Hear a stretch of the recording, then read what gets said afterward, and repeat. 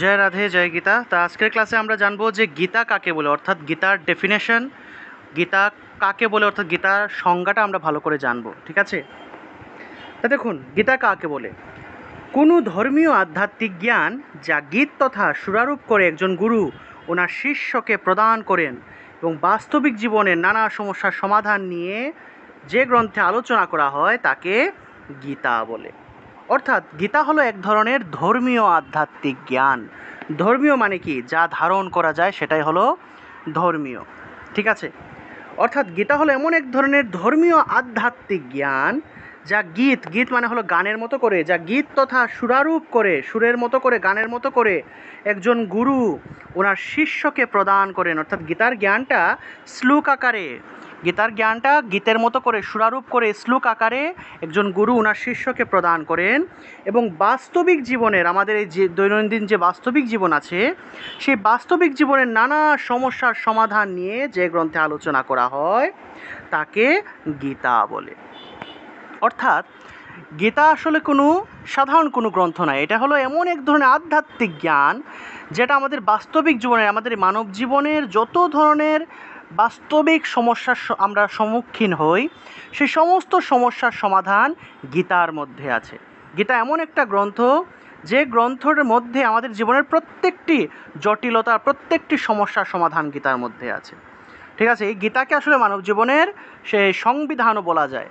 গীতাকে আমাদের মানব জীবনের সংবিধানও বলা যেতে পারে। অর্থাৎ গীতা এমন একটা গ্রন্থ যে গ্রন্থ আমরা পাঠ করলে, যে গীতার জ্ঞানটা আমরা অনুসরণ করলে, গীতার জ্ঞানটা হৃদয়ঙ্গম করলে আমরা আমাদের মানব জীবনটাকে অনেক সুন্দর এবং সুশৃঙ্খল এবং খুব পবিত্র জীবনযাপন আমরা করতে পারি। মানব জীবনটাকে অনেক সুন্দর করা যায় এবং এটা হলো এক ধরনের আধ্যাত্মিক জ্ঞান এবং এটা গীতের মতো করে, গানের মতো করে একজন গুরু ওনার শিষ্যকে প্রদান করে। গীতার জ্ঞানটা হলো মূলত গুরু শিষ্য পরম্পরার একটা জ্ঞান। সর্বপ্রথম এই গীতার জ্ঞানটা সূর্যদেবকে দেওয়া হয়েছিল। ঠিক আছে, সূর্যদেব ওনার পুত্র মনুকে, মনু ওনার পুত্র ইক্ষ্বাকুকে, এইভাবে বংশ পরম্পরায়, গুরু শিষ্য পরম্পরায় এই গীতার জ্ঞানটা এই একজনের কাছ থেকে আরেকজনের কাছে এসেছিল। ঠিক আছে, আজ থেকে যে এই পৃথিবী যখন শুরু হয়, এই সৃষ্টির শুরুতেই ভগবান এই গীতার জ্ঞানটা সূর্যদেবের মাধ্যমে চেয়েছিলেন এই জগতের মানুষের কাছে পৌঁছাতে। কিন্তু ওই সময়টাতে দেখা গেছে সূর্যদেবের কাছ থেকে মনু, মনুর থেকে ইক্ষ্বাকু, এরকম কয়েকজনের কাছে এই গীতার জ্ঞানটা পর্যায়ক্রমে এসেছিল। কিন্তু তারপরে আস্তে আস্তে এই গীতার জ্ঞানটা স্তম্ভিত হয়ে যায়, মানুষের কাছে ওইভাবে আর গীতার জ্ঞানটা পৌঁছায় না। তারপর সত্য, ত্রেতা, দাপর তিনটা যুগ চলে যায়। তারপরে দাপর যুগের শেষের দিকে স্বয়ং ভগবান নিজে এসে অর্জুনের মাধ্যমে উনি এই গীতার জ্ঞানটা আমাদের কাছে আবার পৌঁছে দিলেন। ঠিক আছে, এবং এই গুরু শিষ্য পরম্পরার এই জ্ঞানটা সবসময় একজন গুরু ওনার শিষ্যকে প্রদান করে, আবার ওই শিষ্য আবার একটা সময় গুরু হয়ে তার শিষ্যকে প্রদান করে, ওই শিষ্যগুলো আবার তাদের শিষ্যকে প্রদান করে। এইভাবে আসলে গুরু শিষ্য পরম্পরা এই গীতার জ্ঞানটা চলে আসছে। এই যে আমি আজকে আপনাদেরকে গীতার জ্ঞান দিচ্ছি বা গীতা শেখাচ্ছি, আমারও কিন্তু গুরুজি আছেন। আমিও আমার গুরুজিদের কাছ থেকে গীতা শিখেছি, আবার আমার গুরুজিরাও আবার ওনাদের আরেকজন গুরু আছে, সেই গুরুর কাছ থেকে ওনারাও গীতা শিখেছে। তা এইভাবে আপনারাও একটা সময় এখন গীতা শিখছেন, আপনারাও যখন গীতাটা ভালো করে চর্চা করবেন, সাধনা করবেন, যখন আপনারাও গীতাটা ভালো করে শিখবেন, তখন আপনারাও আরও অন্যদের শেখাতে পারবেন, তখন আপনাদের আরও শিষ্য হবে। তা এইভাবে আসলে গীতার জ্ঞানটা আসলে মূলত গুরু শিষ্য পরম্পরার একটা জ্ঞান। ঠিক আছে, তা দেখুন, গীতা বলতে আসলে আমরা সাধারণত একটা গীতাকেই বুঝি, শ্রীমদ্ ভগবত গীতা। ঠিক আছে, এই গীতাকে আসলে আমরা গীতা বলতে এটাকেই বুঝি। কিন্তু গীতা বলতে শুধুমাত্র এই এক প্রকারের গীতাকে বোঝায় না।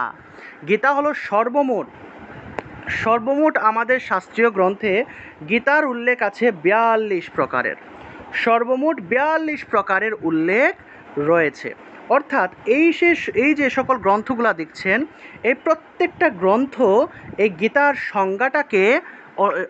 সংজ্ঞাটাকে মান্য করে, অর্থাৎ এই গীতার সংজ্ঞাটাকে এই প্রত্যেকটা গ্রন্থ ফলো করে থাকে।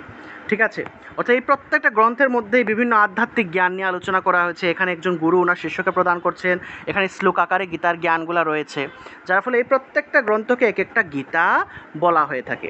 মনে রাখবেন, সঙ্গীতের গীত শব্দ থেকে গীতা শব্দের উৎপত্তি। এটার নাম কেন গীতা দেওয়া হলো? কারণ গীতার মধ্যে যে আধ্যাত্মিক জ্ঞানটা থাকে, সেই আধ্যাত্মিক জ্ঞান শ্লোক আকারে প্রদান করা হয়ে থাকে। আধ্যাত্মিক জ্ঞানটা শ্লোক আকারে প্রদান করা হয়ে থাকে। আর এই শ্লোকগুলো মূলত গানের মতো করে বিভিন্ন ছন্দ তাল দিয়ে গানের মতো করে সুরারূপ করে পাঠ করা হয়। ঠিক আছে, তা দেখুন আমাদের শাস্ত্রে যে 42 প্রকারের গীতার উল্লেখ আছে তার মধ্যে অন্যতম হলো শ্রীমদ্ ভগবদ্ গীতা, যেটা আমরা সবাই দেশ বিদেশে সবাই পড়ে, সেটা হলো শ্রীমদ্ ভগবদ্ গীতা। শ্রীমদ্ ভগবদ্ গীতা এছাড়াও শ্রীমদ্ ভগবদ্ গীতা ছাড়াও রয়েছে অনুগীতা, নহুষ গীতা, অষ্টবক্র গীতা, অবদ্ধত্ত গীতা, ভিক্ষু গীতা, বুদ্ধ গীতা, ব্রহ্মগীতা, শান্তি গীতা, দেবী গীতা, গণেশ গীতা, গোপিকা গীতা, গুরু গীতা, হংস বা উদ্ধব গীতা, হনুমান গীতা, হরি গীতা, ঈশ্বর গীতা, কপিলা গীতা, মানকি গীতা, পাণ্ডব বা প্রপন্ন গীতা, পরাশর গীতা, পিঙ্গলা গীতা, রাম গীতা, রমণ গীতা, ঋভু গীতা, রুদ্র গীতা, সম্পক গীতা, শিব গীতা, শ্রুতি গীতা, সূর্য গীতা, সুত গীতা, স্বামীনারায়ণ গীতা বা যোগী গীতা, উত্তর গীতা, বল্লভ গীতা, বশিষ্ঠ বা যোগী গীতা, যোগী বশিষ্ঠ গীতা, বিভীষণ গীতা, বিচক্ষু গীতা, বিদুর গীতা, বৃত্র গীতা, বেদ গীতা, ব্যাস গীতা এবং শেষে যম গীতা। এই প্রত্যেকটা গীতাই আসলে বিভিন্ন শাস্ত্রীয় গ্রন্থ থেকে এসছে। গীতা কিন্তু কোনো স্বাধীন গ্রন্থ নয়। ঠিক আছে, গীতা হলো এক প্রকারের আধ্যাত্মিক জ্ঞান। মনে করেন যে বড় বড় যে শাস্ত্রীয় গ্রন্থগুলো আছে, মনে করেন যে মহাভারত থেকে অনেকগুলা গীতা এসছে।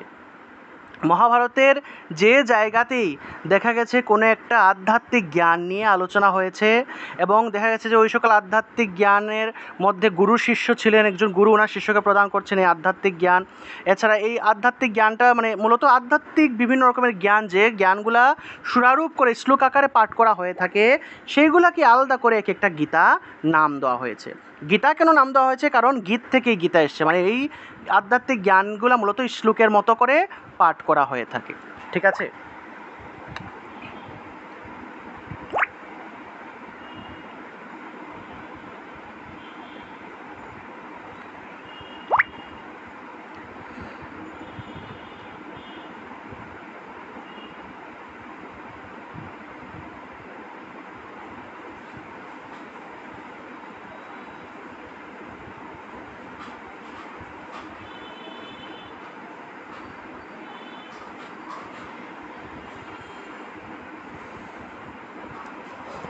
রাধে রাধে। তো দেখুন আমরা কি জানলাম যে গীতা কাকে বলে, গীতার সংজ্ঞাটা আমরা জানলাম। গীতার সংজ্ঞা থেকে আমরা এটাই জানতে পারি যে গীতার যে শ্লোকগুলো বা মন্ত্রগুলো থাকে, গীতার মন্ত্রগুলো কি শ্লোক বলা হয়, এই শ্লোকগুলো গানের মতো করে পাঠ করা হয়ে থাকে। গানের মতো করে পাঠ করা হয় বিধায় এটার নাম গীতা হয়েছে। ঠিক আছে, সঙ্গীতের গীত শব্দ থেকে গীতা শব্দের উৎপত্তি। ঠিক আছে, তারপরে দেখুন এই গীতার সর্বমোট 42 প্রকারের, তার মধ্যে বেশিরভাগ গীতা এসছে মহাভারত থেকে। ঠিক আছে, এই প্রত্যেকটা গীতার কিন্তু আমি আপনাদেরকে একটা এই গ্রুপের মধ্যে একটা লেখা দিয়েছি, প্রত্যেকটা গীতা কোন গ্রন্থ থেকে এসছে এবং এই গীতার মধ্যে কী ধরনের কী নিয়ে আলোচনা করা হয়েছে, এই সব কিছুর একটা বিস্তারিত বর্ণনা গ্রুপের মধ্যে আমি দিয়েছি। ঠিক আছে, মনে করেন যে এই শ্রীমদ্ ভগবদ্ গীতা এসছে মহাভারত থেকে, অনুগীতাটাও মহাভারত থেকে এসছে। তা এরকম বিভিন্ন গীতা বিভিন্ন শাস্ত্রীয় বড় বড় গ্রন্থ থেকে এসছে। মনে করেন যে দেবী পুরাণ থেকে অনেকগুলা গীতা এসছে, রামায়ণ থেকে গীতা এসছে, মহাভারত থেকে গীতা এসছে। ঠিক আছে, এই দেখুন রাম গীতা আছে, তারপরে ওই বিভীষণ গীতা আছে, এরকম বিভিন্ন রকমের গীতা রয়েছে। প্রায় 42 প্রকারের গীতা আমাদের বিভিন্ন শাস্ত্রীয় গ্রন্থ থেকে এসছে এবং এই সকল গীতার মধ্যে বিভিন্ন রকমের আধ্যাত্মিক জ্ঞান নিয়ে আলোচনা করা হয়েছে। ঠিক আছে, আপনারা অবশ্যই এই প্রত্যেকটা গীতার যে বর্ণনাগুলো আছে এগুলো খাতায় নোট করে রাখবেন। প্রত্যেকটা গীতা কোন গ্রন্থ থেকে এসছে এগুলো আপনারা জেনে রাখবেন। আসলে গীতা বলতে শুধুমাত্র একটা গীতাকে বোঝায় না। শুধুমাত্র যদি গীতা বলতে হবে 42 প্রকারের গীতাকে বোঝায়। গীতা মানে হলো 42 প্রকারের গীতা। আর আমরা যে গীতা পড়ি সেটার নাম হলো শ্রীমদ্ ভগবদ্ গীতা। শ্রীমদ্ ভগবদ্ গীতা হলো একটা প্রকারই আছে। শ্রীমদ্ ভগবদ্ গীতা নামে একটা গীতাই আছে। আর শুধু যদি গীতা বলি তাহলে বুঝতে হবে 42 প্রকারের গীতা রয়েছে। ঠিক আছে, শুধু গীতা বললে কিন্তু শ্রীমদ্ ভগবদ্ গীতাকে বোঝায় না। শুধু গীতা বললে এই 42 প্রকারের গীতাকেই বোঝানো হয়ে থাকে। ঠিক আছে, আর আমরা যদি বলি শ্রীমদ্ ভগবদ্ গীতা তাহলে এটা এক প্রকারের গীতা, যে গীতাটা আমরা সবাই পড়ে থাকি। শ্রীমদ্ ভগবদ্ গীতা মানে কি? শ্রী ভগবানের গান। শ্রীমদ্ ভগবত মানে শ্রী ভগবান, আর গীতা মানে হলো গান। ঠিক আছে। অনুগীতাও কিন্তু একটা গীতা। অনুগীতা হলো মূলত এই শ্রীমদ্ ভগবদ্ গীতার একটা সংক্ষিপ্ত রূপ। শ্রীমদ্ ভগবদ্ গীতার এই যে আমরা শ্রীমদ্ ভগবদ্ গীতা 18টা অধ্যায়ে শ্রীমদ্ ভগবদ্ গীতাটা পড়ি, এই শ্রীমদ্ ভগবদ্ গীতার একটা সংক্ষিপ্ত ভার্সন হলো এই অনুগীতা। অনু শব্দের অর্থ হলো ক্ষুদ্র, আর শ্রীমদ্ ভগবদ্ গীতারই সংক্ষিপ্ত রূপ হলো এই অনুগীতা। মূলত মহাভারতের যুদ্ধ শেষ হওয়ার পরে যখন যুধিষ্ঠিরের রাজ্যাভিষেক হবে, তখন অর্জুন ভগবান কৃষ্ণকে অনুরোধ করেছিলেন যে হে ভগবান, আপনি তো আমাকে এই গীতার জ্ঞানটা প্রদান করেছিলেন, আমি চাই শুধু আমি না, আমার এই রাজ্যসভায় আমার যারা ভাইয়েরা আছে, যারা আত্মীয় স্বজন আছে, তারা সবাই যেন আপনার মুখ থেকে এই গীতার জ্ঞানটা সবাই যেন শুনে ধন্য হতে পারে। তখন ভগবান কৃষ্ণ বলেছিলেন যে এই মুহূর্তে সম্পূর্ণ গীতার জ্ঞানটা প্রদান করা সম্ভব নয়। আমি তোমাকে যে গীতার জ্ঞানটা দিয়েছিলাম সেই গীতার জ্ঞানের একটা সংক্ষিপ্ত রূপে একটা জ্ঞান আমি সকলের সামনে উপস্থাপন করছি। তখন ভগবান কি করেছিলেন, এই শ্রীমদ্ ভগবদ্ গীতার জ্ঞানটারই একটা সংক্ষিপ্ত রূপে একটা জ্ঞান সকলের সামনে, এই শ্রীমদ্ ভগবদ্ গীতার জ্ঞানটারই সংক্ষিপ্ত রূপে সকলের সামনে তিনি বর্ণনা করেছিলেন, এবং যাকে তখন অনুগীতা হিসেবে আলাদা করে লিপিবদ্ধ করা হয়েছে।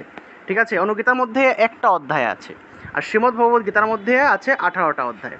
তা এইভাবে বিভিন্ন মহাভারতের বিভিন্ন পর্বের বিভিন্ন জায়গা থেকে এক একটা গীতা এসছে।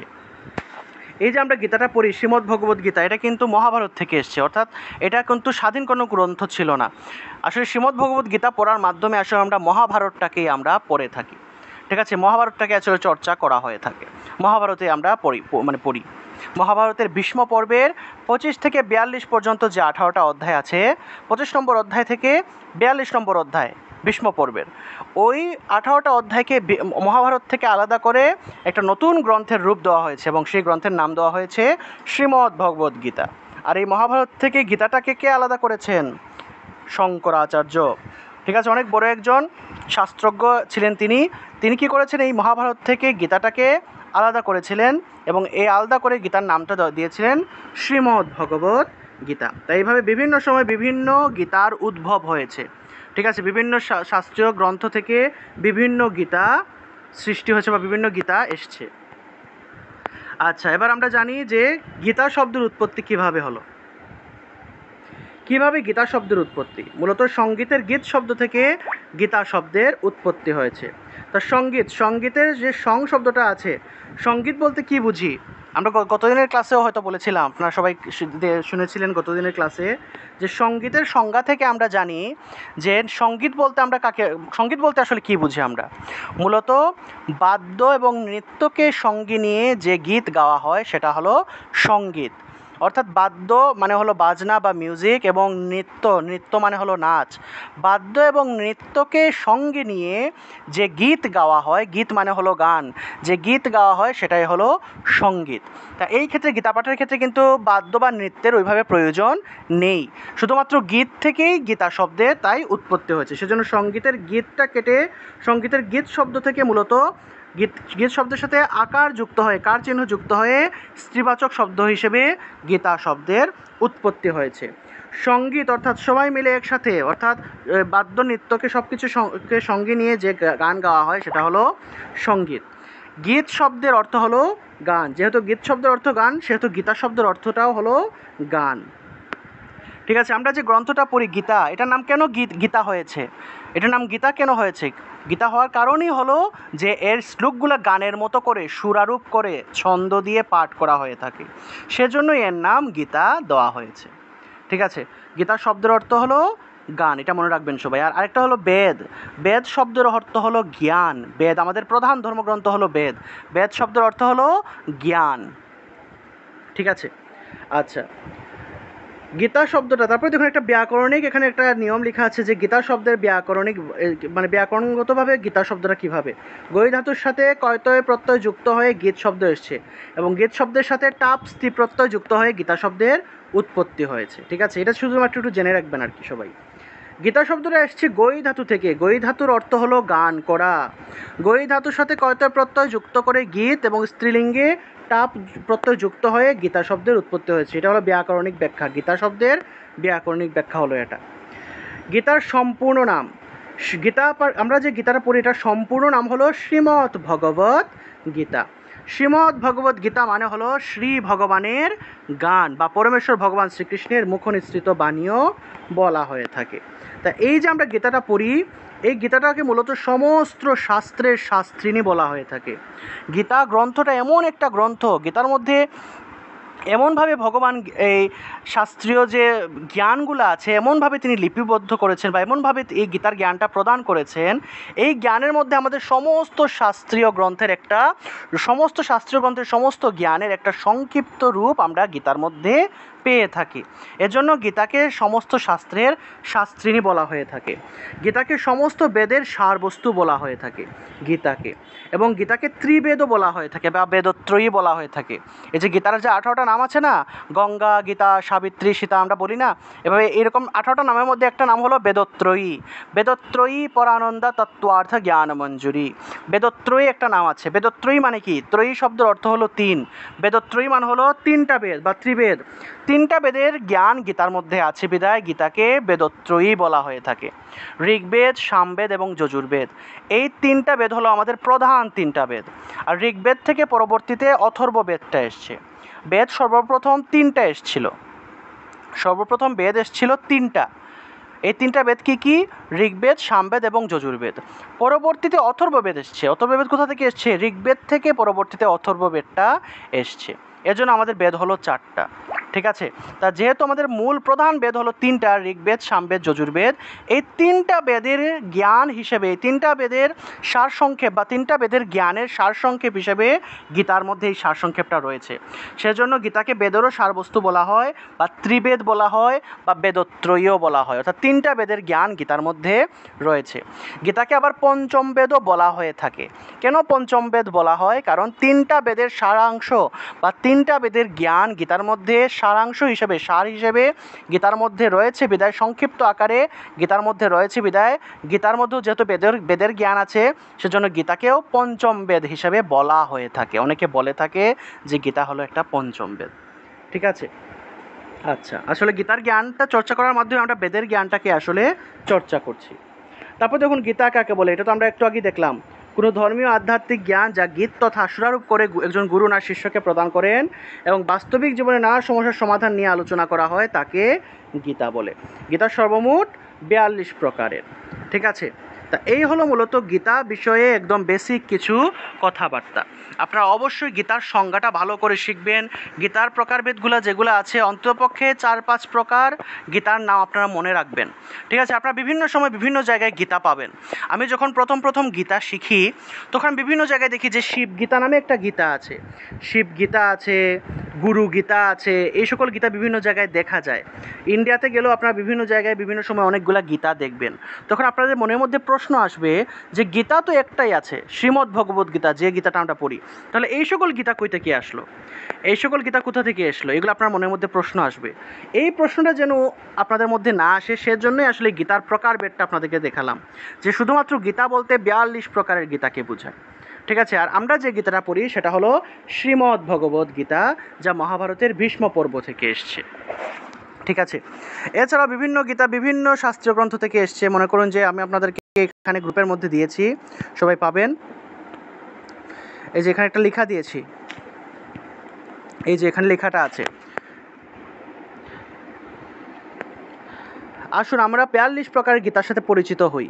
ঠিক আছে, প্রথমটাই হলো শ্রীমদ্ ভগবদ্ গীতা, যা 700 শ্লোকের একটি গ্রন্থ, যা মহাভারতের ভীষ্ম পর্বে 25 থেকে 42তম অধ্যায়ের অন্তর্গত। তারপরে আছে অনুগীতা। ঠিক আছে, অনুগীতাটা এসছে মহাভারত থেকে। নহুষ গীতা, নহুষ গীতাটা এসছে মহাভারত থেকে, মহাভারতের বন পর্ব থেকে এসছে। বন পর্বের 177 নম্বর অধ্যায় থেকে 78 নম্বর অধ্যায় পর্যন্ত 83টি শ্লোকের একটি গ্রন্থ হলো এই নহুষ গীতা। তারপরে আছে অষ্টবক্র গীতা, অবদ্ধত্ত গীতা, ভিক্ষু গীতা। ভিক্ষু গীতা এসছে শ্রীমদ্ ভাগবত পুরাণ থেকে। তারপরে বুদ্ধ গীতা, এটি মহাভারত থেকে এসছে। ব্রহ্মগীতা, এটা স্কন্দ পুরাণ থেকে এসছে। শান্তি গীতা, এটি মহাভারত থেকে এসছে। দেবী গীতা, এটি আসছে দেবী ভাগবতম থেকে। তারপর গণেশ পুরাণ থেকে গণেশ গীতা। গোপিকা গীতা এসছে শ্রীমদ্ ভগবদ্ গীতা, গোপীদের প্রতি শ্রদ্ধা, এরকম এটা একটা গ্রন্থ, একটা ধর্মীয় গ্রন্থ থেকে এসছে গোপিকা গীতা। তারপরে গুরু গীতা, নহুষ হংস গীতা, হনুমান গীতা, হরিগীতা, ঐশ্বর গীতা, কপিলা গীতা, মানকি গীতা, এরকম 42 প্রকারের গীতা আছে। এই প্রত্যেকটা গীতার যে বর্ণনাটা আছে, এই বর্ণনাটা আপনারা খাতায় নোট করে রাখবেন এবং এগুলো পড়বেন, পড়ে জানবেন। আসলে আমরা তো সবসময় গীতা বলতে শুধু একটা গীতাকেই সারা জীবন, গীতা বলতে একটা গীতাই বুঝতে মানে বুঝেছি বা একটা গীতা সম্পর্কে জেনেছি, কিন্তু না, গীতা বলতে 42 ধরনের গীতা রয়েছে। তার মধ্যে একটা গীতা হলো শ্রীমদ্ ভগবদ গীতা, যেটা আমরা দেশ বিদেশে সবাই পড়ে। শ্রীমদ্ ভগবদ গীতার এত বেশি প্রচার কেন জানেন? কারণ এই গীতাটা স্বয়ং ভগবান শ্রীকৃষ্ণের মুখ নিঃসৃত বাণী। স্বয়ং ভগবান এই গীতার মধ্যে আমাদেরকে আদেশ উপদেশ বাণী প্রদান করেছেন, স্বয়ং ভগবানের নিজের মুখ থেকে বের হয়েছে। এই যে বেদ আছে না, বেদ কিন্তু সরাসরি ভগবানের কাছ থেকে আসেনি। বেদ এসছে মুনি ঋষিদের মাধ্যমে। মুনি ঋষিরা তপস্যা করে, ধ্যান করে ঈশ্বরের কাছ থেকে প্রাপ্ত যে জ্ঞানটা, সেই জ্ঞানটাকেই বেদ হিসেবে লিপিবদ্ধ করা হয়েছিল।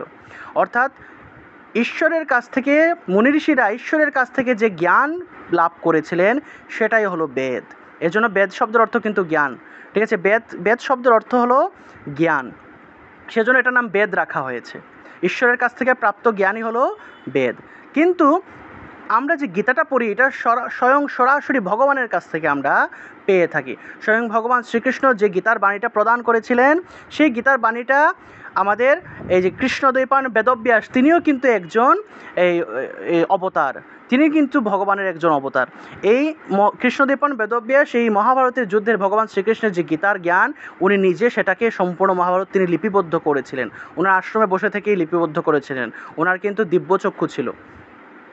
তা এইভাবে আমরা আসলে স্বয়ং ভগবানের কাছ থেকেই, সরাসরি ঈশ্বরের কাছ থেকেই এই গীতার জ্ঞানটা আমরা লাভ করি। সেজন্য শ্রীমদ্ ভগবদ গীতার এত প্রচার, এবং এই শ্রীমদ্ ভগবদ গীতার মধ্যে এত জ্ঞান আছে, এত সুন্দর সুন্দর কথাবার্তা আছে, যেটা আমাদের সম্পূর্ণ জীবনটাকে পরিবর্তন করে দেয়। গীতা আমাদেরকে এটাই শেখায় যে আমাদের জীবনে যে সিচুয়েশনই আসুক না কেন, সব সময় হাসি খুশি কীভাবে থাকতে হয়, সেটাই আমাদেরকে গীতা শেখায়। আপনি সব সময় কীভাবে সুখী থাকবেন, সব সময় কীভাবে হাসি খুশি থাকবেন, সেই পদ্ধতি বা সেটাই ঈশ্বর আমাদেরকে এই গীতার মাধ্যমে শিক্ষা দিয়েছেন। ভগবান আমাদেরকে এটাই শিখিয়েছেন যে আমি তোমার জীবনটাকে এমনভাবে তৈরি করেছি যে তোমার জীবনে সবসময় খারাপ সময় থাকবে না, সবসময় ভালো সময়ও থাকবে না। তোমার জীবনে সবসময় চক্রাকারে সুখ এবং দুঃখ চক্রাকারে আসবে যাবে। কিছুদিন ভালো সময় যাবে, কিছুদিন খারাপ সময় আসবে, আবার কিছুদিন খারাপ সময় আসলে পরে তারপরে আবার ভালো সময় আসবে, ভালো সময়ের পরে আবার খারাপ সময় আসবে, খারাপ সময়ের পরে আবার ভালো সময় আসবে। এইভাবে আমাদের জীবনে সুখ দুঃখ চক্রাকারে চলতে থাকবে। সেজন্য যেহেতু এটা আমাদের জীবনে ঘটবেই, এটা সুনিশ্চিত, সুখ এবং দুঃখ নিয়েই জীবন, সেজন্য ভগবান আমাদেরকে এটাই শিখিয়েছেন যে যেহেতু তুমি জানো তোমার জীবনে দুঃখ আসবেই, সুতরাং তুমি দুঃখের মধ্যে দুঃখটাকে তুমি গ্রহণ করতে শিখো। দুঃখটাকে গ্রহণ করে সেই দুঃখের সময়টাকেও তুমি আনন্দে কাটিয়ে দাও। দুঃখের সময়টাতেও তুমি সবসময় ধৈর্য রেখে দুঃখ বা খারাপ সময়টাকে মোকাবেলার চেষ্টা করো এবং সবসময় হাসি খুশি থাকো। এটাই আমাদেরকে গীতা শেখায় যে জীবনের কোন সিচুয়েশনে কীভাবে নিজেকে কন্ট্রোল রাখতে হয়, কীভাবে সবসময় সুখী থাকতে হয়, আনন্দে থাকতে হয়। এই সকল জিনিসগুলো আসলে গীতার মধ্যে শেখানো হয়েছে। এজন্য গীতাকে আসলে মানব জীবনের সংবিধান বলা হয়ে থাকে। আমাদের মানব জীবনটাকে কীভাবে চালাতে হয়, একটা দেশ চালাতে হলে, একটা রাষ্ট্রকে চালাতে হলে, কীভাবে একটা দেশ চলবে, কীভাবে একটা রাষ্ট্র চলবে, সেই সমস্ত কিছু সেই দেশের সংবিধানের মধ্যে লেখা থাকে। একইভাবে আমরা আমাদের এই মানব জীবনটাকে কীভাবে আমরা পরিচালনা করব, সেই সমস্ত দিক নির্দেশনা গীতার মধ্যে আছে। সেজন্য আমাদের এই গীতাটাকে পড়তে হবে, জানতে হবে। গীতা পড়লে জানলেই আসলে আমাদের এই জীবন থেকে মুক্তি সম্ভব, জীবনটাকে সুন্দর করা সম্ভব। এজন্য আমরা সবাই, যেহেতু আমরা কলিযুগের মানুষ, আমরা কিন্তু অত্যন্ত ভাগ্যবান যে আমরা গীতার মতো এত মহান একটা জ্ঞান পেয়েছি, এত মহান একটা গ্রন্থ আমরা এই কলিযুগের মানুষেরা পেয়েছি। যারা আগের 3টা যুগ ছিল, সত্যযুগ, ত্রেতা যুগ, দাপর যুগ, এই 3 যুগের মানুষেরা অনেক কষ্ট করে বেদ উপনিষদ এগুলো চর্চা করে ওরা প্র্যাকটিস করতো, জ্ঞান আহরণ করতো।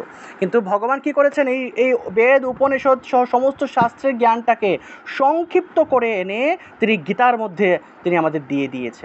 কারণ ভগবান জানেন যে কলিযুগের মানুষের ধৈর্য অত্যন্ত কম এবং কলিযুগের মানুষের আয়ুও অনেক কম।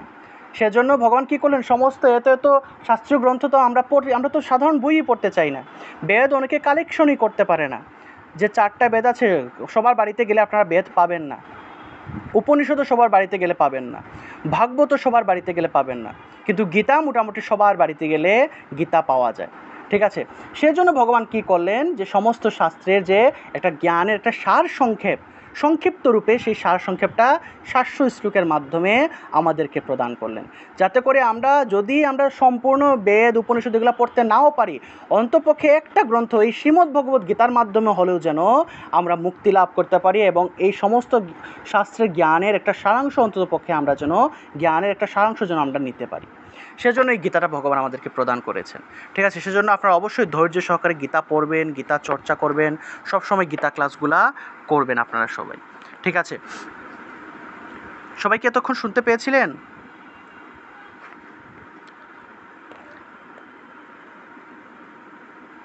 রাধে রাধে, সবাই কি শুনতে পেয়েছিলেন এতক্ষণ?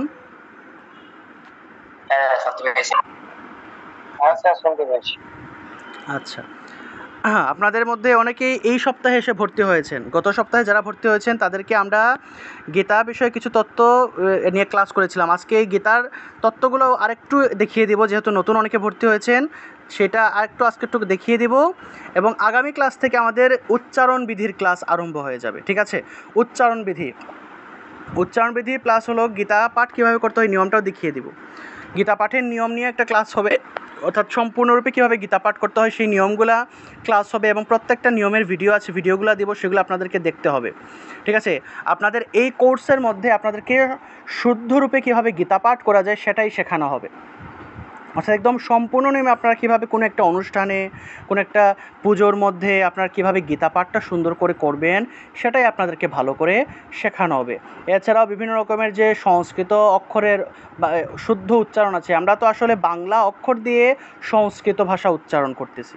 ঠিক আছে, সংস্কৃত অক্ষর দিয়ে সংস্কৃত ভাষা উচ্চারণ করতেছি না, যার ফলে বাংলা ভাষার অনেক অক্ষর আছে যেগুলো বাংলা ভাষায় একরকম উচ্চারণ করা হয়, কিন্তু সংস্কৃত ভাষা আরেক রকম উচ্চারণ করা হয়। মনে করেন যে দন্তস্বটাকে বাংলা ভাষায় আমরা স উচ্চারণ করি, কিন্তু সংস্কৃতে তারা স উচ্চারণ করে, স। তারপরে অন্তস্থ জটাকে বাংলা ভাষায় আমরা জ উচ্চারণ করি। মনে করেন যে যদা যদাহি ধর্মস্য, যে যদা যদাহি যে ধর্মস্যটা আছে আমরা বাংলা ভাষায় যদা যদাহি ধর্মস্য উচ্চারণ করি, কিন্তু সংস্কৃত ভাষায় এটা উচ্চারণ হবে ইয়াদা ইয়াদাহি, ইয়াদা উচ্চারণ করে ইয়া উচ্চারণ করা হয়। তা এইভাবে আমরা বিভিন্ন অক্ষর জ্ঞানটা আমরা নিব, বিভিন্ন অক্ষরের কোন অক্ষরের কী সংস্কৃত উচ্চারণ আছে, যেগুলো বাংলাতে একরকম কিন্তু সংস্কৃত ভাষায় আরেক রকম, সেই উচ্চারণ বিধিগুলো আমরা আস্তে আস্তে শিখব। আগামী ক্লাসে আমরা উচ্চারণ বিধিটা শুরু করে দিব, এবং পাশাপাশি আমরা গীতা পাঠের নিয়মটাও আমরা আরম্ভ করব। ঠিক আছে, আপনাদেরকে একটু একটু করে গীতা পাঠের নিয়মটাও শেখাবো এবং উচ্চারণ বিধিটাও ভালো করে শিখবো। আসলে আমরা এখানে মূলত উচ্চারণ বিধিটা আসলে ভালো করে শেখার জন্য এসেছি, যাতে করে এই শ্লোক যখন পাঠ করি আমরা যেন শুদ্ধভাবে গীতা পাঠটা করতে পারি, প্রত্যেকটা শ্লোক যেন ভেঙে ভেঙে সুন্দর করে আমরা পাঠ করতে পারি। ঠিক আছে, এই জন্য আসলে আমরা এই কোর্সটা ভালো করে করতেছি। ঠিক আছে, আপনাদের এই এটা তো হলো বেসিক কোর্স। বেসিক মানে হলো একদম প্রাথমিক জ্ঞান, যারা একদম শুরু থেকে করতে চায় তাদের জন্য হলো এই কোর্স। ঠিক আছে, এই বেসিক কোর্সটা কমপ্লিট করার পরে আমাদের একটা অ্যাডভান্স কোর্স হয়, সেখানে সম্পূর্ণ গীতাটা 1 বছরের সম্পূর্ণ গীতার প্রত্যেকটা শ্লোক শেখানো হয়, প্রত্যেকটা শ্লোক নিয়ে ক্লাস হয়ে থাকে। তা ওই 1 বছরের কোর্সটাও আপনারা করবেন। এখন যেহেতু 2 মাসে বেসিকটা ভালো করে শিখছেন, কীভাবে গীতা পাঠ করবেন, গীতা পাঠের নিয়মকানুন শিখবেন, তারপরে উচ্চারণ বিধি শিখবেন, শ্লোক কীভাবে পাঠ করতে হয় সেটা শিখবেন, ছন্দ শিখবেন, তাল শিখবেন, এগুলো এই কোর্সের মধ্যে শিখবেন। এই বেসিক কোর্সটা কমপ্লিট হওয়ার পরে আপনারা অবশ্যই 1 বছরের ওই কোর্সটা করবেন, করে সম্পূর্ণ গীতাটা কমপ্লিট করবেন।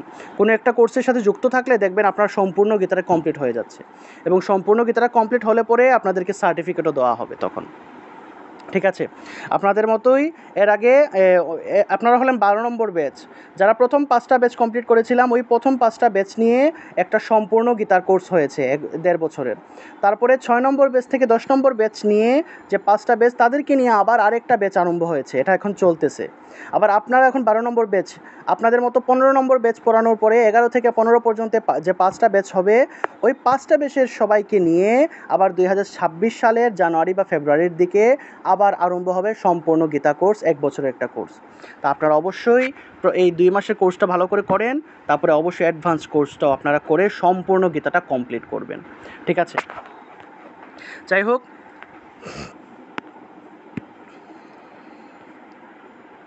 আমরা গত দিনের ক্লাসে গীতা সম্পর্কে কিছু তথ্য জেনেছিলাম। ওই গীতা সম্পর্কিত তথ্যটা আমরা দেখি ভালো করে। আপনারা সবাই অবশ্যই পিডিএফ যেটা আছে ওই পিডিএফটা আপনারা সবাই অবশ্যই প্রিন্ট আউট করে নেবেন। কম্পিউটারের দোকানে গিয়ে কম্পিউটার দোকানে গিয়ে দিবেন এই পিডিএফগুলো, বলবেন যে এগুলো কাগজের মধ্যে প্রিন্ট করে দেওয়ার জন্য, ঠিক আছে? আপনারা অবশ্যই এই পিডিএফগুলো প্রিন্ট আউট করে নেবেন এবং মোবাইল থেকে না পড়ে প্রিন্ট আউট করে ভালো করে পড়বেন। মোবাইল থেকে পড়লে আসলে ভালো করে শেখা যায় না। মোবাইল থেকে না পড়ে আসলে সরাসরি যদি একটা কাগজের মধ্যে প্রিন্ট করে পড়েন তাহলেই সবচেয়ে ভালো, ঠিক আছে? মোবাইল থেকে অনেক সময় ডিলিটও হয়ে যেতে পারে বা মোবাইল অনেক সময় হারিয়েও যেতে পারে, সেজন্য আপনারা অবশ্যই খাতার মধ্যে এগুলো নোট করে রাখবেন, প্রিন্ট আউট করে রাখবেন, ঠিক আছে? 8 নম্বর শিট দেখুন, এখানে লেখা আছে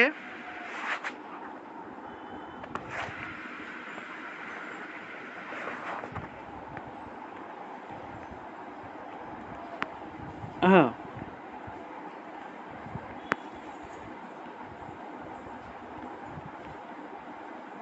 এই যে দেখুন, এটা হলো আমাদের নিমবাগ গীতা শিক্ষা কেন্দ্র, সিলেট, বাংলাদেশ। এটা হলো আমাদের গীতা স্কুলের নাম। এটা হলো আমাদের সিলেট বিভাগের সবচেয়ে বড় গীতা স্কুলটা হলো আমাদের, এবং আমাদের প্রায় 6-7টা শাখা আছে যেখানে প্রায় হাজারো স্টুডেন্ট গীতা শেখে। প্রত্যেক শুক্রবার সকাল 10টা থেকে আমাদের এখানে গীতা ক্লাস হয়ে থাকে, ঠিক আছে? আমরা আমাদের বাচ্চাদেরকে, আমাদের যত স্টুডেন্ট আছে তাদেরকে আমরা প্রথম অবস্থায় এই সকল যে বেসিক যে জিনিসগুলো আছে, আপনারা যে 2 মাসের কোর্সটা করেন, এই 2 মাসের কোর্সটাই আমরা তাদেরকে একটু একটু করে, যেহেতু ওরা বাচ্চা, তাদেরকে আমরা 6 মাস 1 বছরে এই কোর্সগুলোই আমরা ভালো করে তাদের মানে প্রত্যেক শুক্রবার তাদেরকে এগুলো শেখানো হয়। তারপরে তাদেরকে আমরা মূল গীতাটা আরম্ভ করি।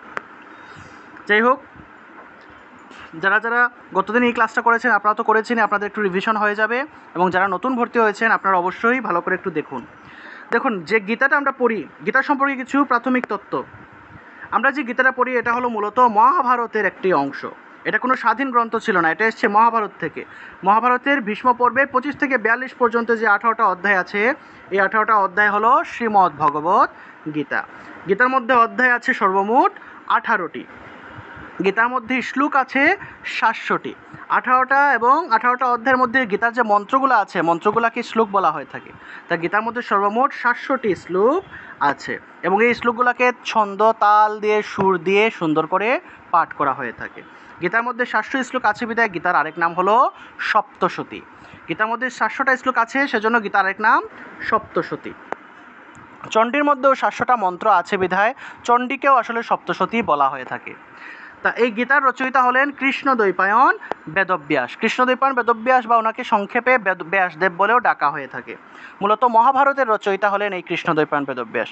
আর যেহেতু মহাভারত থেকে গীতাটা এসছে, আসলে গীতাটা আসলে মহাভারতেরই একটা অংশ, সেহেতু মহাভারত যিনি লিখেছেন তিনি আসলে গীতাটাও তিনি রচনা করেছেন, ঠিক আছে? গীতা হলো মূলত সংস্কৃত ভাষায় রচিত।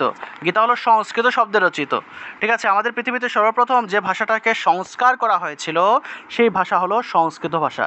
অর্থাৎ যে ভাষাটাকে সংস্কার করা হয়েছিল, একটা ব্যাকরণিক নিয়মের মধ্যে আনা হয়েছিল, যে মুনি ঋষিরা যে ভাষাটাকে সুন্দর করেছিলেন, সংস্কার করেছিলেন, সেই ভাষাটা হলো সংস্কৃত ভাষা। এবং আমাদের সর্বপ্রথম যে ভাষা পৃথিবীতে বলতে গেলে এসেছিল, আমাদের মুনি ঋষিরা আমাদের বেদ, উপনিষদ, গীতা সহ যত ধরনের শাস্ত্রীয় গ্রন্থ আছে সে সমস্ত কিছু হলো মূলত সংস্কৃত ভাষাতেই রচিত, ঠিক আছে? সংস্কৃত ভাষাকে দেবভাষাও বলা হয়ে থাকে।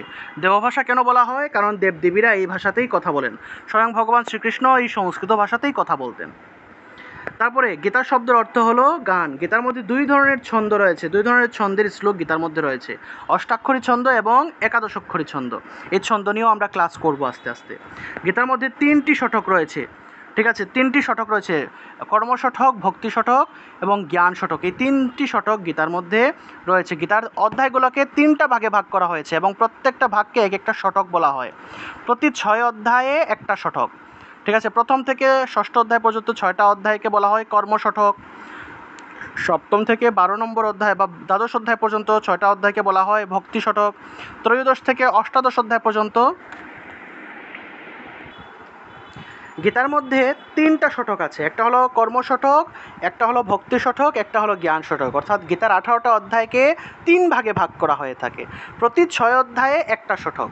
প্রথম থেকে 6ষ্ঠ অধ্যায় কর্ম শতক, সপ্তম থেকে দ্বাদশ অধ্যায় হলো ভক্তি শতক, এবং ত্রয়োদশ থেকে অষ্টাদশ অধ্যায় পর্যন্ত শেষের 6টা অধ্যায় হলো জ্ঞান শঠক, অর্থাৎ কর্ম শঠকে ভগবান কর্মটাকে বেশি প্রাধান্য দিয়ে জ্ঞান প্রদান করেছেন। তারপরে মধ্যে যে ছটা অধ্যায় শতক আছে ভক্তি শতক, সেখানে ভক্তি নিয়ে ভগবান বেশি কথাবার্তা বলেছেন। তারপর শেষের অধ্যায়গুলোতে ভগবান জ্ঞান বেশি বেশি প্রদান করেছেন, সেখানে জ্ঞানের কথাবার্তা অনেক বেশি হয়েছে। ঠিক আছে, তারপরে দেখুন গীতার অধ্যায়গুলোর শেষে যোগ লেখা আছে, কর্মযোগ, সন্ন্যাস যোগ, অভ্যাস যোগ, অর্জুন বিষাদ যোগ, ভক্তি যোগ। যোগ শব্দের অর্থ হলো এক করে দেওয়া বা পরমাত্মার সাথে যুক্ত হওয়া। গীতার প্রতিটা অধ্যায়ের মাধ্যমে আমাদের এই জীবাত্মাটা পরমেশ্বর ভগবানের সাথে পরমাত্মার সাথে যুক্ত হতে পারে। সেজন্য আক্ষরিক একটা অর্থ হলো, যোগ শব্দের অর্থ হলো যুক্ত হওয়া। এছাড়াও আরও এই যোগ শব্দের আরও অনেক অনেক অর্থ আছে। গীতার মধ্যে 3টি গুণের কথা বলা হয়েছে। ঠিক আছে, আমরা যে গীতাটা পড়ি শ্রীমদ্ ভগবদ্ গীতা, তার মধ্যে একটা অধ্যায় হলো চতুর্দশ অধ্যায়, 14 নম্বর অধ্যায় বা গুণত্রয় বিভাগ যোগ। ত্রয় শব্দের অর্থ হলো 3, অর্থাৎ গুণত্রয়, 3টা গুণ নিয়ে যে তিনটা গুণ নিয়ে যে অধ্যায়ের মধ্যে কথাবার্তা হয়েছে বা আলোচনা হয়েছে সেটা হলো গুণত্রয় বিভাগযোগ। আমাদের মানব জীবনটা মূলত 3টা গুণ দ্বারা প্রভাবিত হয়ে থাকে। একটা হলো সত্যগুণ, একটা হলো রজগুণ, একটা হলো তমগুণ। ঠিক আছে, সত্যগুণের প্রভাবে আমরা সবসময় দেখা যাচ্ছে ধর্মীয় কাজগুলা করে থাকি, তারপরে শান্ত স্বভাবের হয়ে থাকি, আমাদের মধ্যে শান্ত জিনিসটা সবসময় স্থিরতা আমাদের মধ্যে কাজ করে, সবসময় স্থিরতা কাজ করে সত্যগুণের প্রভাবে। রজগুণের প্রভাবে আমরা বিভিন্ন রকমের সৃষ্টিশীল কাজের সাথে যুক্ত হয়ে থাকি। এই যে মানুষের জন্ম হচ্ছে, ঠিক আছে, এই যে আপনারা বিয়ে করছেন বা এই যে সন্তান সন্ততি হচ্ছে, এগুলো মূলত রজগুণের প্রভাবে হয়ে থাকে। আবার আমাদের মধ্যে যখন রাগ, হিংসা, বিদ্বেষ, ক্রোধ এগুলা কাজ করে, সেগুলো মূলত তমগুণের প্রভাবেই হয়ে থাকে।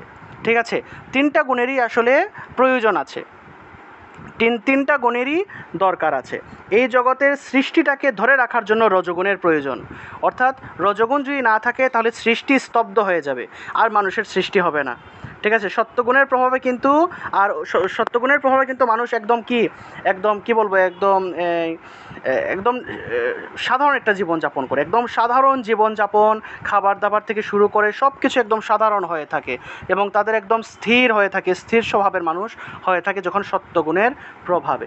ঠিক আছে, তমগুণের প্রভাবে মানুষ একটু রাগান্বিত বা মানুষের মধ্যে উদ্দণ্ডতা এইসব দেখা যায়, রাগ, হিংসা, বিদ্বেষ এগুলো দেখা যায় তমগুণের প্রভাবে। আমরা অবশ্যই সত্যগুণান্বিত হতে চাই, সবসময় শান্ত স্বভাবের হতে চাই, কিন্তু তাই বলে রজগুণেরও প্রয়োজন আছে কোনো ক্ষেত্রে, আবার তমগুণের কোনো ক্ষেত্রে প্রয়োজন আছে। কোথাও যদি অত্যাচার, কোথাও যদি অন্যায়, অবিচার, অত্যাচার হয়ে থাকে, তখন সেটার প্রতিবাদ যখন আমরা করি, সেই প্রতিবাদটা আসলে মূলত তমগুণের প্রভাবেই করা হয়ে থাকে। প্রতিবাদ আমরা কেন করি? কারণ আমাদের মনের মধ্যে একটা ক্ষোভের সৃষ্টি হয়, একটা ক্রোধের সৃষ্টি হয়, যে ওর সাথে অন্যায় হয়েছে, ওর সাথে প্রতিবাদ, মানে ওর সাথে অন্যায় অবিচার হয়েছে, সেটার প্রতিবাদ হিসেবে আমরা তখন তমগুণের প্রভাবে আমরা সেটার প্রতিবাদ করে থাকি। ঠিক আছে, পাপীদের বিনাশ, ভগবান পাপীদের বিনাশ কীভাবে করে থাকেন? এই তমগুণান্বিত বা তমগুণের অধিষ্ঠাত্রী হয়ে তিনি তখন এই পাপীদের বিনাশ করে থাকেন। এই যে মা দুর্গার একটা গান আছে, সত্যগুণে মহা সরস্বতী, রজগুণে মহালক্ষ্মী রূপিণী, তমগুণে মহা দুর্গা তুমি, এরকম একটা গান আছে। ঠিক আছে, অর্থাৎ ঈশ্বরের 3টা রূপই আছে, সত্যগুণ, রজগুণ, তমগুণ। ঠিক আছে, সত্যগুণে বিষ্ণু হলেন সত্যগুণে বিষ্ণু, রজগুণে ব্রহ্মা রজগুণে কি করেন? তিনি সৃষ্টি করেন সব কিছু। আর শিব তাণ্ডব নৃত্য করেন, পাপীদের ধ্বংস করেন, পাপীদের বিনাশ করেন শিব তমগুণান্বিত হয়ে। ঠিক আছে, শিবের তাণ্ডব নৃত্য যখন শুরু হয় তখন সমস্ত পাপীদের ধ্বংস করে ফেলেন তিনি তমগুণান্বিত হয়ে। ঠিক আছে, ভগবানের তমগুণী রূপটা হলো মহাদেব, সত্যগুণী রূপ হলো বিষ্ণু যিনি সবসময় শান্ত থাকেন, আর রজগুণী রূপটা হলো ব্রহ্মা যিনি রজগুণে সমস্ত কিছু সৃষ্টি করে থাকেন। সেই জন্য অনেকে মনে করে, একজন স্টুডেন্ট বলেছিল যে রজগুণ তো খারাপ, কিন্তু রজগুণ খারাপ নয়, রজগুণ তমগুণ সবগুলির প্রয়োজন আছে, কিন্তু আমাদের কি সবসময় সত্যগুণান্বিত থাকাটা উচিত, সবসময় শান্ত স্বভাবের হওয়া উচিত, সবসময় ধর্মপথে থাকা উচিত, কখনো রাগ, হিংসা, বিদ্বেষ এগুলা থেকে পরিত্যাগ করা উচিত। ঠিক আছে, এটাই। সবাইকে বুঝতে পেরেছেন?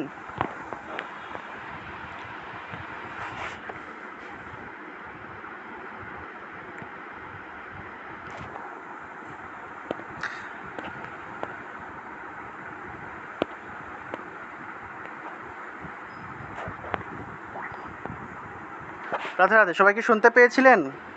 শোনা গিয়েছিল? হ্যাঁ দাদা শুনতে। আচ্ছা, তাহলে গীতার মধ্যে 3টি গুণের কথা বলা হয়েছে। তারপরে গীতা হলো ভগবান শ্রীকৃষ্ণের মুখ নিঃসৃত বাণী। গীতা হলো এমন গ্রন্থ যার মধ্যে স্বয়ং ভগবানের কথাগুলো আছে। গীতার মধ্যে শুধুমাত্র পাবেন যে শ্রী ভগবান উবাচ, শ্রী ভগবান বলছেন। দাদা ভগবানের, হ্যাঁ দাদা কিছু বলার ছিল। আচ্ছা, আপনার নামটা বলুন। সুবর্ণা আচার্য, অনুপমা। হ্যাঁ হ্যাঁ বলুন। ভগবানের যে কিছুক্ষণ আগে শতরজ তমগুণের যে রূপটা বললেন, যে ভগবান বিষ্ণু শতগুণের অধিকারী, বা উনি আর হচ্ছে ভগবান শিব তমগুণের, মানে উনি তমগুণী অধিকারী বলতে রূপটা, ভগবানের বিভিন্ন রূপের কথা বলা হচ্ছে। এই যে হ্যাঁ, এই বিষয়টা আরেকটু বিশ্লেষণ করে দিন ভগবানের মতো করে, যে ভগবানের আচ্ছা, ক্রোধ মানে হলো তমগুণ। তো ক্রোধ বা রাগ মানে হলো তমগুণ। যখনই ভক্তদের উপরে অত্যাচার হয়, যখন এই জগতে অধর্ম হয়, তখনই ধর্মকে সংস্থাপন করার জন্য ভগবান পাপীদের বিনাশ করেন। আর পাপীদের বিনাশ করার জন্য তিনি তমগুণ ধারণ করেন, তমগুণান্বিত বা তমগুণ ধারণ করেন। এবার জন্য তমগুণ রূপে মহাদেব বলতে গেলে এখানে আছেন, যিনি বিনাশ। মহাদেবকে আমরা জানি কি, তিনি বিনাশকর্তা বা ধ্বংসের দেবতা হলেন মহাদেব। আর ধ্বংস শুধুমাত্র তমগুণেই সম্ভব। সত্যগুণান্বিত হয়ে কখনো ধ্বংস করা যায় না। সত্যগুণান্বিত হয়ে আপনার মধ্যে শান্ত স্বভাব কাজ করবে, ঠিক আছে? সত্যগুণান্বিত হয়ে কখনো প্রতিবাদ করা যায় না। সত্যগুণান্বিত হয়ে কখনো কাউকে শাস্তি দেওয়া যায় না। সেজন্য যখন ভগবান পাপীদের বিনাশ করেন, তখন ওনার মধ্যে তিনি তমগুণের বা তমগুণ রূপ ধারণ করেন। যখন ভগবান কোনো কিছু সৃষ্টি করেন, এই জগৎকে সৃষ্টি করেন, তখন ওনার মধ্যে তিনি রজগুণ রূপ ধারণ করেন। যখন ভগবান আমাদেরকে পালন করেন, তখন ওনার মধ্যে শান্ত স্বভাব, তিনি তখন স্নেহ ধারণ করেন। তিনি স্নেহ দিয়ে সবাইকে পালন করেন, সবাইকে পালন করেন, তখন তিনি সত্যগুণান্বিত হয়ে যান, ঠিক আছে? অর্থাৎ ভগবানের 3টা রূপেরই আসলে তিনটা রূপেরই 3টা কারণ আছে, ঠিক আছে? ব্রহ্মা, বিষ্ণু, মহাদেব, সৃষ্টি, স্থিতি, লয়, এই 3টা জিনিসই আছে। একইভাবে মা দুর্গারও, কিন্তু মা দুর্গাকেও বলা হয় যে ওনারও 3টা রূপ আছে। মহাদেবেরও কিন্তু আমার 3টা রূপ আছে। মহাদেব যে শুধুমাত্র যে সবসময় রাগান্বিত থাকেন ওই রকমও না। মহাদেবও যে সবসময় যে রাগান্বিত থাকেন উনি ওই রকমও না, ঠিক আছে? মহাদেবেরও কিন্তু শান্ত রূপও আছে, আবার ওনার কিন্তু আবার তাণ্ডব নৃত্য সেই ভৈরব রূপও আছে, কাল ভৈরব রূপটাও আছে। মহাদেবের যেরকম শিব রূপ আছে, শান্ত রূপটাও আছে, সত্যগুণী রূপও আছে, যেরকম রজগুণী রূপও আছে, আবার তমগুণী সেই তাণ্ডব নৃত্যের রূপটাও ওনার আছে, ঠিক আছে? রজগুণ বলতে দাদা সাধারণত যে অহংকার দ্বারা যে প্রভাবিত থাকে, তাহলে যে ভগবান ব্রহ্মা যে রজগুণে প্রভাবিত হয়ে পৃথিবী সৃষ্টি করছে, মানে সেটা রজগুণের দ্বারা কিভাবে প্রভাবিত হয়ে করছে? রজগুণ মানে হলো সৃষ্টি, তো মানে অহংকার। রজগুণ মানে হলো সৃষ্টি, ঠিক আছে? রজগুণ মানে হলো সৃষ্টি, অর্থাৎ সৃষ্টিশীল সব কিছু আসলে মূলত রজগুণের প্রভাবে হয়ে থাকে। আপনি কোনো ধরনের সৃষ্টিশীল কাজের সাথে যুক্ত হওয়া মানেই হলো আপনি রজগুণে, মানে আপনার মধ্যে রজগুণ তখন কাজ করতেছে। আপনি যে কোনো ধরনের সৃষ্টিশীল কাজের সাথে যুক্ত হওয়া মানেই আপনার মধ্যে রজগুণ কাজ করতেছে। বুঝতে পেরেছেন? আমি আসলে এগুলো সংক্ষিপ্ত রূপে বোঝাচ্ছি, এগুলা নিয়ে আরো অনেক বিস্তারিত আলোচনা করলে ঘন্টার পর ঘন্টা লাগবে। আমি শুধুমাত্র জাস্ট সংক্ষিপ্তভাবে বোঝানোর চেষ্টা করছি। কোনো ভালো কিছু সৃষ্টি করার মূলেও কি রজগুণ এভাবে